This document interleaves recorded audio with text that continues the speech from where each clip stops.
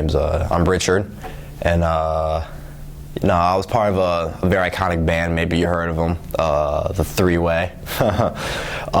So, our story is pretty simple. We sit in class together, and I remember this weird-looking kid. He leans over and said, "Hey, my right hand's pretty cold." And the weirdest thing about it is that my right hand was also cold. So I told him that, yeah, mine is too. And weird enough, we found right hand gloves, and we put them on. We shook hands, and that's when I knew I wanted to make a band with this kid. So once the weird kid came up to me and said he wanted to start a band, we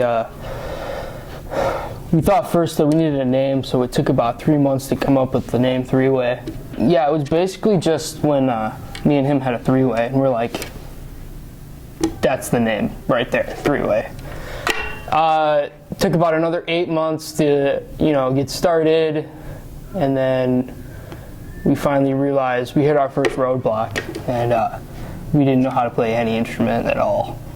We decided that we should get a manager to help us, because we had no idea what we were doing.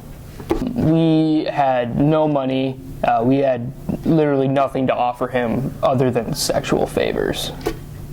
Hi, my name is Jeremy Hickens, and I was the former manager of Three-Way. It all started when they came up to me. I was just about to sign a deal with Beyonce, and they came up to my door, and just like Richard's hair alone just threw me off. No, why? Who are these people?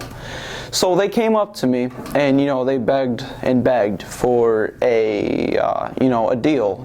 They wanted me to be their manager and help them out. And obviously I told them no, it's not gonna happen.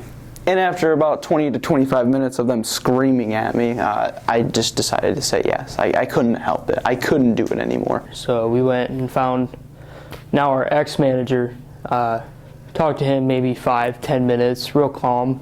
He signed. He believed in us a lot.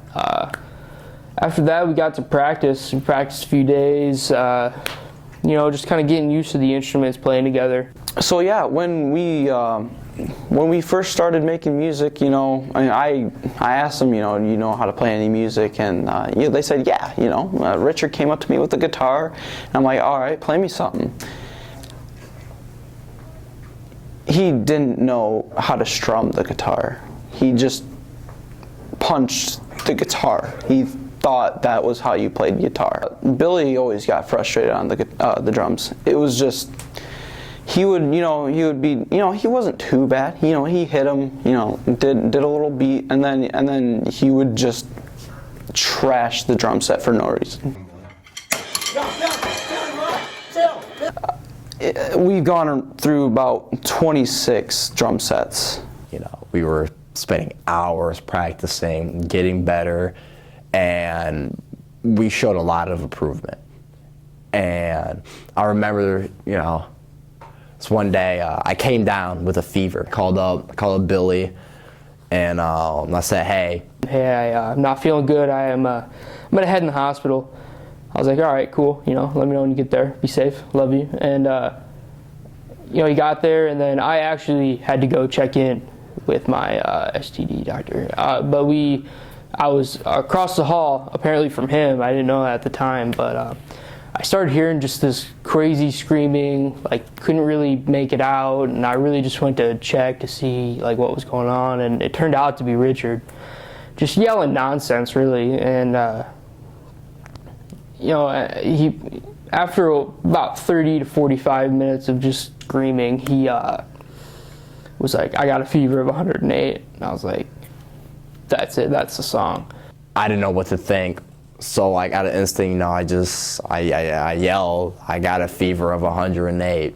And I felt angels coming down and touching my soul.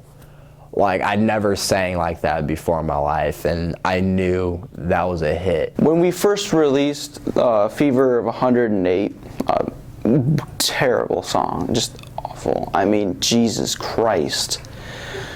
I can't get over how bad it was. I mean, my ears bled every single time I listened to it. So after that song became big, we had a lot of gigs. A lot of people want us to play at their shows. We was hundreds, went to thousands, 100,000. Yeah, I swear to God. I got some hurt I can't explain. I got a fever of 108. Yeah. Oh, let's turn things up a little louder. Hey, there are days and there are nights. We had about like a couple thousand people there, made about $6,000 our first show.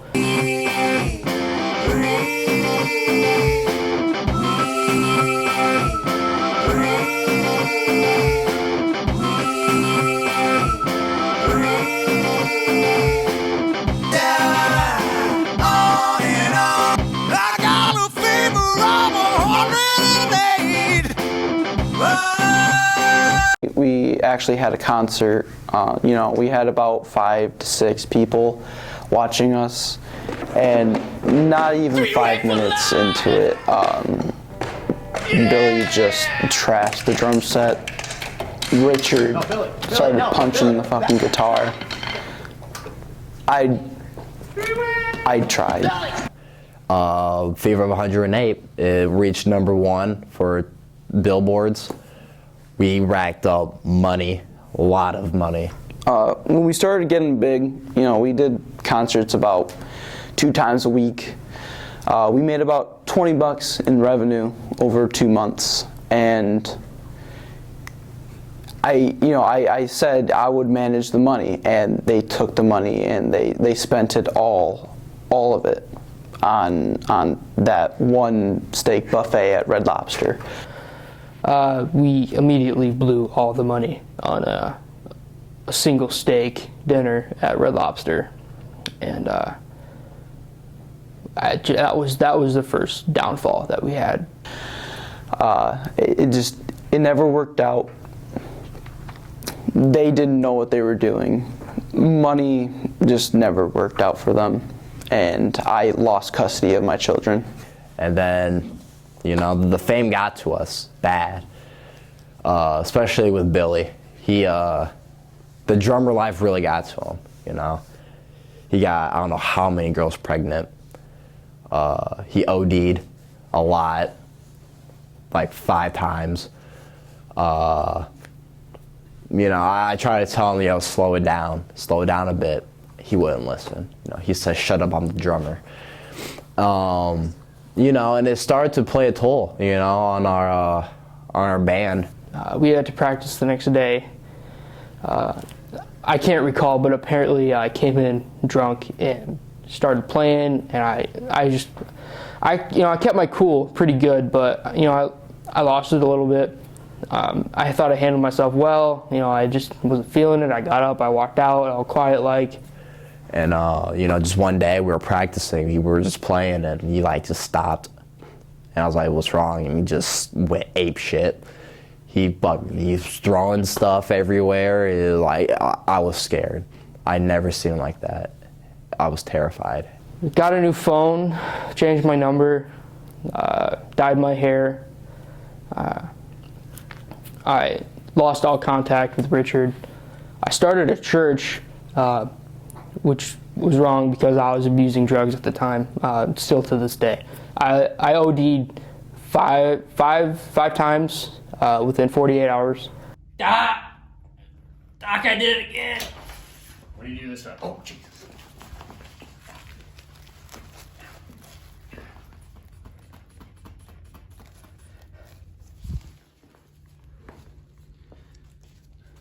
Yeah, I'm Billy's doctor. He comes in about every morning for his STD check, comes back 2 hours later ODing on some heroin, you know? Doc! Doc! He's fine, don't worry about it. I'm not even a doctor. I just get paid by some talk show guy. He hired me. And that's kind of where, like, you know, we had our downfall. Kind of split up for a bit. I found myself, I found God. Amen to him, you know, church every Sunday. So after, like, you know, I found myself, I needed music again, because that's what God told me. So, you know, I was searching, I was looking for what I needed, and voila, there it was, auto-tune. Auto-tune is amazing. It's the best. I already have a good singing voice, but the fact that auto-tune can make me sound even better, I was the king of the world. I felt like the white T-Pain of my time. And then, you know, I became big. People loved auto-tune, and I was killing it. I hit up Billy again, said, hey, let's try to get the band back. He was very drugged up.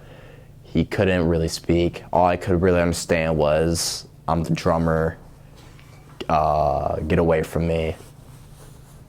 And he hung up. You know, I was just on a constant high. I stalked Richard and his family for a few days. Yeah, I hit rock bottom, and I didn't think we were coming back from that. So I was just sleeping in my house one night. You know, it's about 4 a.m. when Billy decides to call me, and, you know, he tells me to pick him up. And, you know, I'm like, okay, you know, whatever.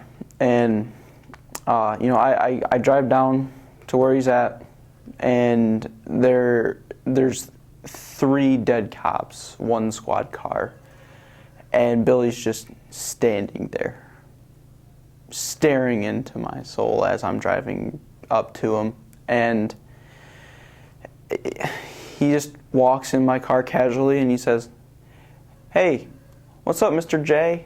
And I'm like, what in the hell is going on here? And he's like, oh, just walking home, but, you know, my feet got a little tired, so I wanted to have you pick me up. It's like he didn't even know what happened. So yeah, you know, I got home. You know, he tucked me in, and